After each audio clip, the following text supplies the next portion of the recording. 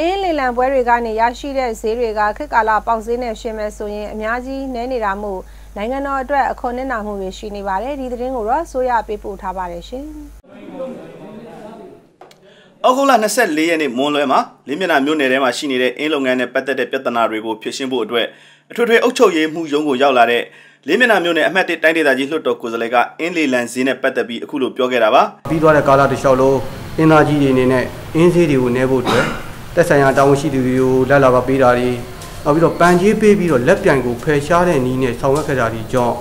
ခေတ်ကာလနဲ့လျော်ညီတဲ့အင်းတန်ကြီးတွေဟာယနေ့ချိန်ကြီးများရှိနေပါဘူးအဒါအဓိကကျွန်တော်ပြောလို့တော့ကောယနေ့ကာလပေါက်နေတဲ့အင်းဈေးမှန်တွေဟာခေတ်ကာလနဲ့လိုက်ရောညီတွေတန်ကြီးရှိတဲ့အင်းတွေအင်းကာလတန်ကြီးတွေအင်းမှမရသေးပါဘူးအဲ့ဒီအတွက်နိုင်ငံတော်အခွန်ပန်နာငွေအများကြီးနစ်နာဆုံးရှုံးနေတယ်လို့ပြောလိုပါတယ်အဲ့ဒီနေ့ကလင်းမျက်နှာမြို့နယ်ကငါးလုပ်ငန်းဦးစီးဌာနကတာဝန်ရှိသူရဲ့တိုင်းဒေသကြီးလွှတ်တော်ကကိုယ်စားလှယ်တွေအထွေထွေအုပ်ချုပ်ရေးဦးစီးဌာနကမြို့နယ်အုပ်ချုပ်ရေးမှူးစတဲ့သူတွေနဲ့အတူအင်းနဲ့ပတ်သက်တဲ့ရေလုံသားကြီးတွေ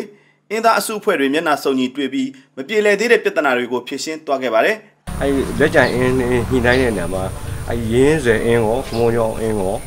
ရေလုံသားအစုအဖွဲ့တွေကနေပြီးတော့ညှိတာနိုင်တာကိုလက်ခံပြီးတော့ဂျိုးလူပူပေါင်းဆောင်ရွက်မယ်ဆိုတာကိုလက်ခံပြီးတော့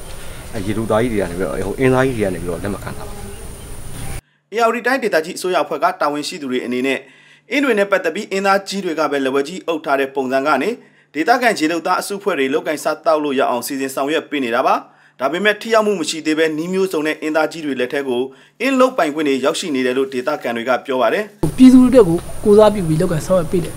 လုပ်ငန်းဖြစ်တယ်ဒါကြောင့်မို့ဒါပေမဲ့ကိုပြည်သူကိုစားပြုတယ်ဆိုမှကျွန်တော်အကောင့်ထဲမပေါ်သေးပါဘူးမပေါ်သေးဘူးပြီးခဲ့တဲ့ညင်ကပါနေတဲ့အတွက်ကြောင့်ကျွန်တော်ခုမှစာရုံးရှိသေးတယ်လုပ်ငန်းဆောင်ရွက်ထားတာကျွန်တော်ခုအစိုးရလက်ထက်မှာကျွန်တော်တို့ပွင့်လင်းမြင်သာပြောဆိုခွင့်ဒီလိုလုပ်ပိုင်မှုလေးတွေရလာခဲ့ပြည်သူတွေအတွက်ကိုကျွန်တော်တို့